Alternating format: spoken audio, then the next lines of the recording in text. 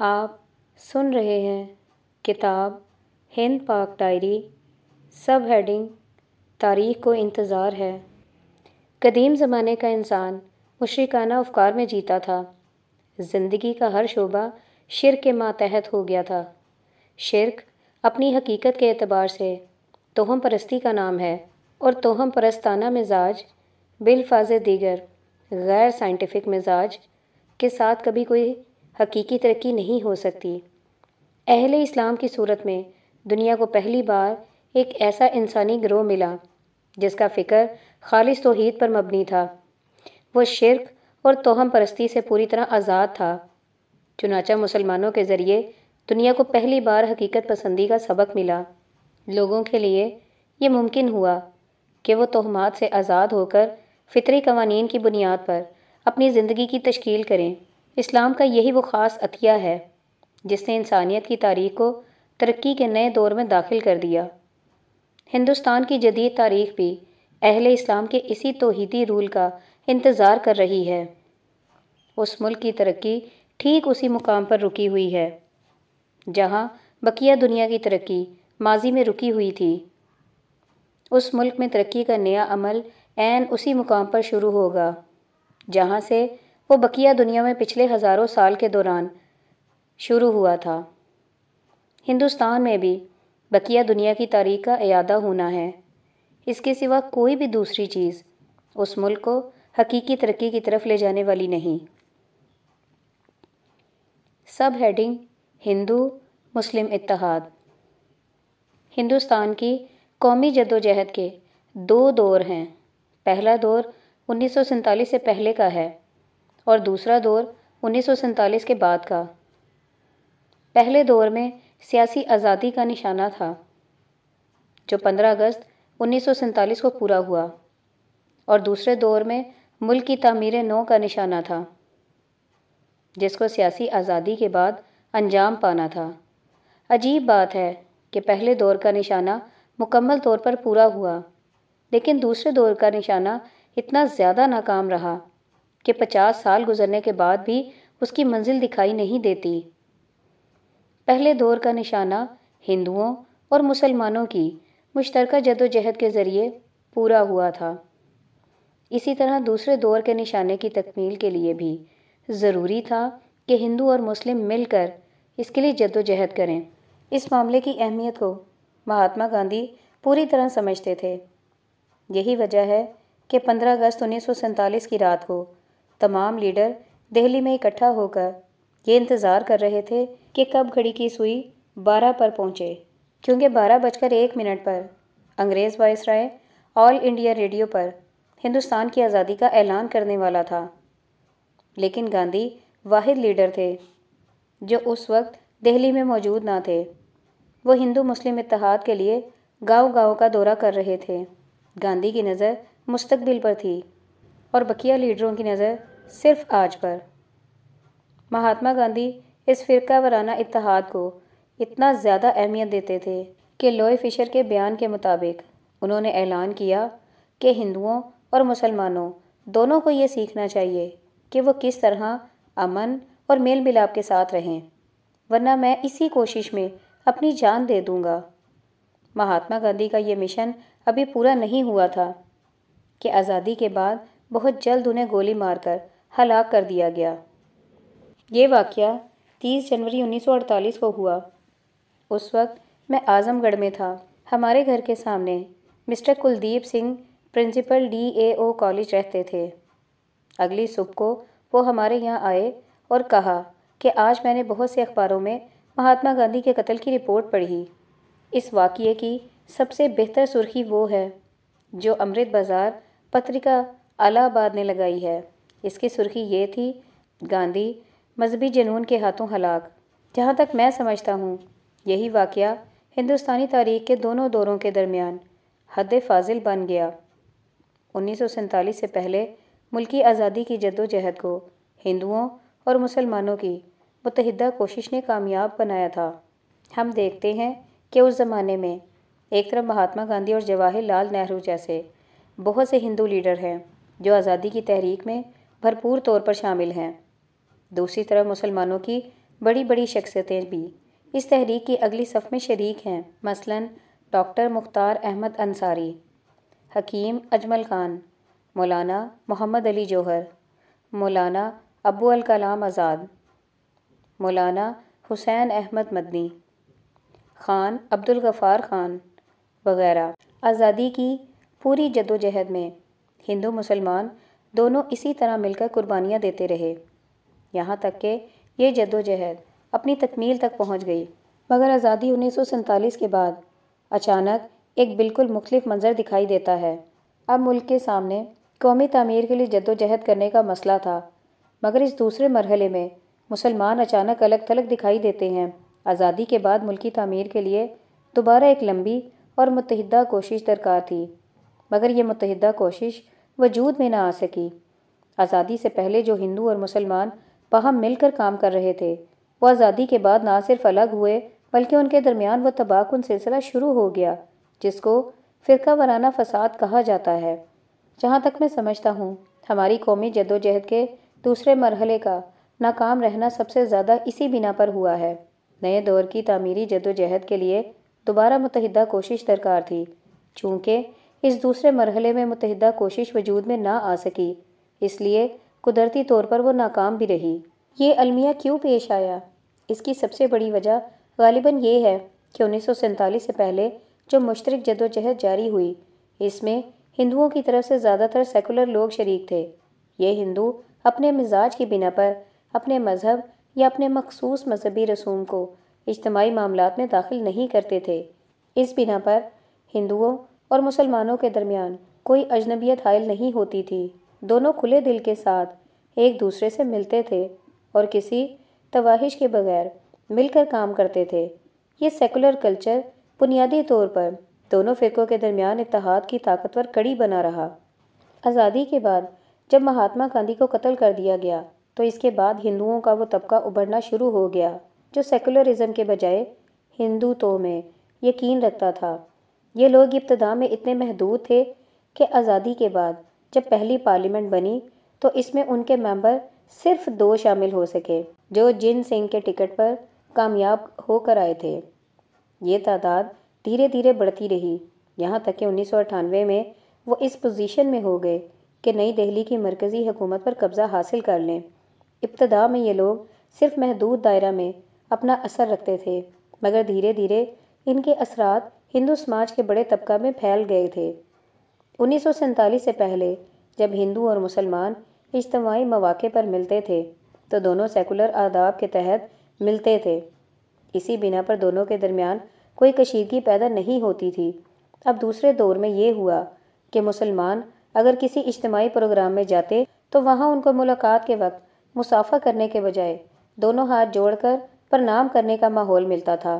Programme کا آغاز وندے ماترم کے گیت یا سرسوتی دیوی کی وندنا سے ہوتا تھا۔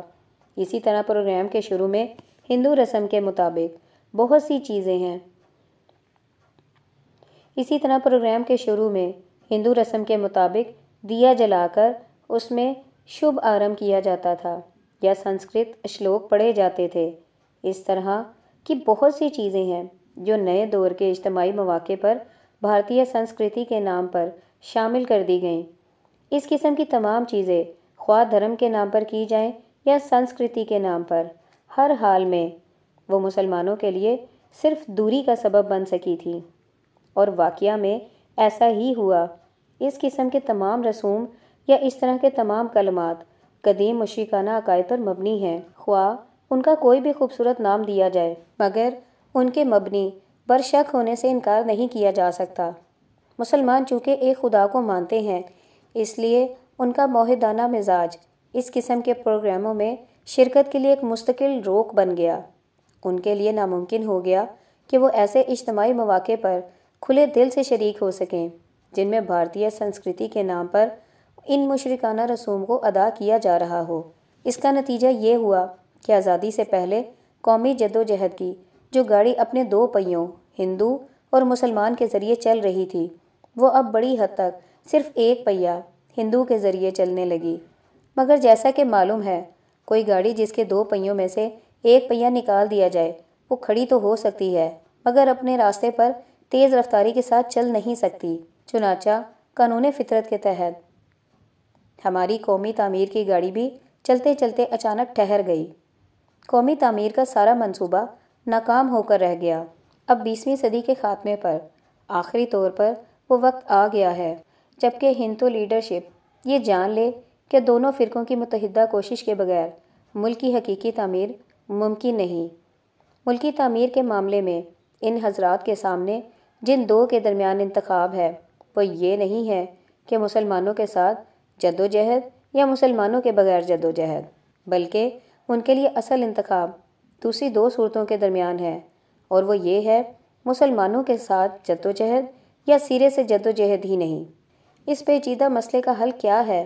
وہ حل یہ ہے کہ برادران وطن کی ہندو لیڈرشپ بھی اس طریقہ کار کو اختیار کرے جس کو اس سے پہلے ان کی سیکولر لیڈرشپ نے اختیار کیا تھا، یعنی وہ چیزیں جس کو وہ بھارتیہ سنسکرتی کہتے ہیں اس کو مکمل طور پر اجتماعی پروگراموں اور سرگرمیوں سے الگ کر دیا جائے۔ اگر وہ چاہیں تو اپنے ذاتی دائرہ میں اس کو اختیار کر سکتے ہیں، مگر اجتماعی دائرے کے تمام مواقع سے مکمل طور پر اس کو حذف کر دیا جائے۔ یہی واحد تدبیر ہے جس کے ذریعے دوبارہ اس ہندو مسلم مشترک جد و جہد کو زندہ کیا جا سکتا ہے جس نے پہلے مرحلہ میں ہماری قومی جد و جہد کو کامیاب کیا تھا اور جو دوسرے مرحلے میں بھی ہماری قومی جد و جہد کی کامیابی کی واحد ضمانت ہے۔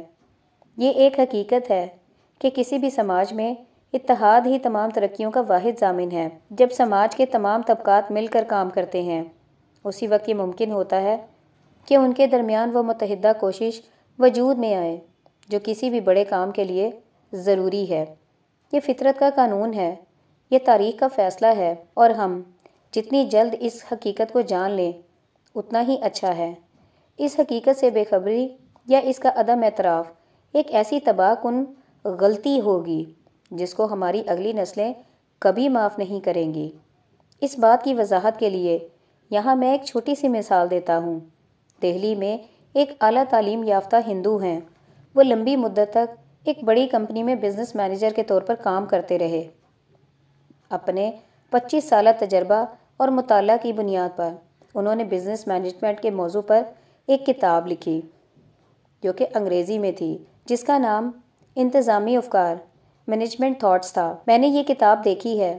وہ بلا شبہ ایک کامیاب کتاب ہے اور ہر قسم کے لوگوں کے لیے بہترین تجارتی گائیڈ ہے، خواہ وہ کسی بھی مذہب یا فرقے سے تعلق رکھتے ہوں۔ یہ کتاب پہلی بار 1991 میں چھپی۔ مصنف نے اس کو دہلی بک فیئر میں رکھا، مگر وہاں وہ بہت کم تعداد میں فروخت ہو سکی۔ اتنی کامیاب اور قابل مطالعہ کتاب بک فیئر میں ناکام کیوں رہی؟ اس کی وجہ صرف ایک تھی، وہ یہ کہ انہوں نے ٹائٹل پر کتاب کے نام کے نیچے ہندو دیوتا گنیش کی رنگین تصویر بنائی ہوئی تھی۔ یہ تصویر ٹائٹل کے تقریباً 3/4 حصے پر پھیلی ہوئی تھی۔ اس کا نتیجہ یہ ہوا کہ جو شخص بھی ان کے سٹال پر آتا وہ کتاب کا ٹائٹل دیکھ کر آگے بڑھ جاتا۔ گنیش جی کی تصویر کو دیکھ کر وہ یہ سمجھتا کہ یہ شاید ہندو میتھولوجی سے متعلق کوئی کتاب ہے۔ اس بنا پر چند مذہبی ہندو ہی اس کتاب سے دلچسپی لے سکے، بقیہ لوگ اس کے ظاہر کو دیکھ کر ہی اس سے بے رغبت ہو گئے اور اس کو چھوڑ کر چلے گئے۔ اس واقعے کا علم مذکورہ ہندو کے ایک مسلمان دوست کو ہوا۔ مسلمان نے اس مسئلے پر غور کیا اور مذکورہ ہندو مصنف کو یہ مشورہ دیا کہ میں کتاب کے اس ٹائٹل گرد و پیش کو بدل دوں۔ ہندو مصنف نے اجازت دے دی۔ اس کے بعد مذکورہ مسلمان پبلشر نے صرف یہ کیا کہ اس مجلد کتاب کے لیے ایک نیا گرد پوش چھپوایا۔ اس نئے گرد پوش پر صرف کتاب کا نام مینجمنٹ تھاٹس جلی حروف میں لکھا ہوا تھا۔ اس کے نیچے حسب قاعدہ مصنف کا نام تھا۔ گرد پیش کے بقیہ حصے پر انہوں نے کچھ تجارتی اقوال لکھ دیے جو اسی کتاب سے لیے گئے تھے۔ مثال کے طور پر our attitude determines our attitudes. اگلے سال یہ کتاب دوبارہ دہلی کی بک فیئر میں رکھی گئی۔ کتاب وہی تھی، صرف اس کا ٹائٹل بدل دیا گیا تھا۔ اس تبدیلی کا نتیجہ نہایت شاندار نکلا۔ لوگ آتے اور کتاب کو ہاتھ میں لے کر اس کو الٹتے پلٹتے اور پھر شوق کے ساتھ اس کو خرید لیتے۔ یہ بک فیئر ایک بین الاقوامی نمائش تھی چنانچہ دوسرے ملکوں کے لوگ بھی یہاں آئے ہوئے تھے۔ مصنف نے بتایا کہ اب نہ صرف ہندوستانیوں نے اس کتاب کو خریدا بلکہ پاکستان اور عرب کے اور دوسرے ملکوں سے آئے ہوئے لوگوں نے بھی نہایت شوق کے ساتھ اس کو حاصل کیا۔ بک فیئر کی مدت ختم ہونے سے پہلے ہی کتاب کا پورا سٹاک ختم ہو چکا تھا۔ اب مذکورہ ہندو اور مسلمان دونوں نے مزید کتابیں چھپوائی ہیں اور وہ مل کر یہ کام کر رہے ہیں۔ ان کا یہ کتابی بزنس پہلے کے مقابلے میں بہت زیادہ بڑھ گیا ہے۔ وہ نہ صرف ملکی مارکیٹ میں کامیاب ہیں، وہ بیرونی ملکوں میں بھی اپنی کتابوں کو بڑی تعداد میں ایکسپورٹ کر رہے ہیں۔ اس واقعے پر غور کیجیے تو یہ اہم نقطہ معلوم ہوگا کہ اتحاد کس طرح ترقی کا ذریعہ بنتا ہے۔ اس واقعے سے معلوم ہوتا ہے کہ ہندو مصنف کے پاس تجارتی معلومات کا ذخیرہ تھا، مگر اپنے مخصوص مذہبی ذہن کی بنا پر وہ ایک محدودیت کا شکار ہو گئے۔ وہ اس راز کو سمجھ نہ سکے کہ وہ اپنے مخصوص ذہن کی بنا پر گنیش جی کو خود تو مشکل کشائی کا دیوتا سمجھتے ہیں، مگر دوسری قوموں اور دنیا کے بیشتر لوگوں کے نزدیک گنیش جی صرف ایک دیو مالائی شخصیت ہیں، نہ کہ کوئی حقیقی شخصیت۔ مذکورہ مسلمان اپنے اسلامی ذہن کی بنا پر اس نفسیاتی پیچیدگی سے خالی تھا۔ اس کے نزدیک مشکل کشائی یا تجارتی کامیابی کا تعلق کسی دیوی یا دیوتا سے نہ تھا۔ اس بنا پر وہ اس پوزیشن میں تھا کہ معاملے پر کھلے ذہن کے ساتھ سوچے، وہ اس کے بارے میں حقیقت پسندانہ رائے قائم کر سکے۔ چنانچہ اس نے ہندو مصنف کو ایک ایسا مشورہ دیا جو مکمل طور پر حقیقت پر مبنی تھا، اور اس دنیا کے لیے فطرت کا قانون یہ ہے کہ حقیقت پر مبنی منصوبہ کامیاب ہوا اور تخیلات پر مبنی منصوبہ ناکام ہو کر رہ گیا۔ ضرورت ہے کہ اس انفرادی مثال کو پورے ملک میں قومی سطح پر دہرایا جائے۔ یہاں کے ہر پروگرام اور ہر اجتماعی سرگرمی کو سیکولر بنیادوں پر قائم کیا جائے، خواہ تعلیمی ادارے ہوں یا تجارتی ادارے، کوئی جلسہ ہو یا تقریب، کوئی سرکاری معاملہ ہو یا غیر سرکاری معاملہ، ہر جگہ سیکولرزم کے اصول کو اپنایا جائے۔ ہندو یا بھارتیہ سنسکرتی کو صرف ذاتی دائرے میں محدود کر دیا جائے، اجتماعی عمل کے مواقع سے اس کو مکمل طور پر دور رکھا جائے۔ موجودہ دنیا میں جس ملک نے بھی کوئی بڑی ترقی کی ہے، اس نے اسی سیکولر اصول کو اختیار کر کے ترقی کی ہے۔ ہندوستان کے لیے بھی کامیابی کا یہی واحد راستہ ہے۔ یہ معاملہ اتنا زیادہ حتمی ہے کہ اگر ہماری موجودہ نسل نے اس کو خوشی کے ساتھ قبول نہ کیا تو ہماری اگلی نسل بغاوت کر کے اس کو اختیار کرے گی۔ جو مذہب یا سنسکرتی ترقی کے عمل میں عقب لشکر کا کام انجام دے، اس کو ماڈرن انسان کبھی قبول نہیں کر سکتا۔ اس سنگین حقیقت کو جس قدر جلد سمجھ لیا جائے اتنا ہی اچھا ہے۔ ہندو لیڈرشپ نے پہلے بھارتیہ سنسکرتی کو آداب و رسوم کی سطح پر ملکی زندگی میں داخل کرنے کی کوشش کی۔ اس نے دیکھا کہ لوگ ان چیزوں میں زیادہ دلچسپی نہیں لے رہے ہیں، حتیٰ کہ خود جدید تعلیم یافتہ ہندو بھی اس قسم کی رسوماتی چیزوں سے بیزار ہیں۔ اس کے بعد ہندو لیڈرشپ نے ایک اور فیصلہ کیا جو پہلے سے بھی زیادہ تباہ کن تھا، وہ یہ کہ لوگ اگر بھارتیہ سنسکرتی سے دلچسپی نہیں لے رہے تو لوگوں کے ذہن کو بدل کر انہیں ایسا بنایا جائے جو ان حضرات کی پسند کے مطابق ہو، یعنی جو انہی کی طرح بھارتیہ سنسکرتی کو پسند کرنے لگیں۔ اس مقصد کے لیے انہوں نے ایک طویل ایجنڈا بنایا ہے۔ بزم خود وہ سمجھتے ہیں کہ یہ ایجنڈا ملک کو ترقی کی طرف لے جانے والا ہے، مگر حقیقت یہ ہے کہ اگر وہ وقوع میں آ جائے تو وہ ملک کو پیچھے دھکیلنے کے سوا کوئی اور کارنامہ انجام دینے والا نہیں۔ یہ ہندو ایجنڈا اب کھل کر سامنے آ چکا ہے۔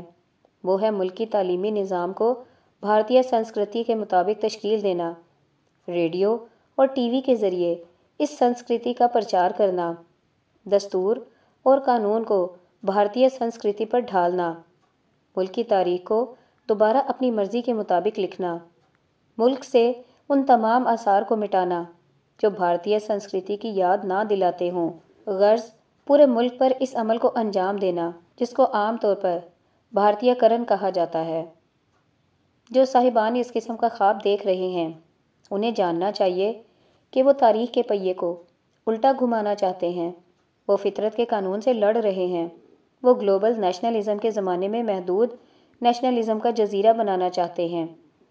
اس قسم کی کسی کوشش کے لیے پیشگی طور پر یہ مقدر ہے کہ وہ سرے سے وقوع ہی میں نہ آئے۔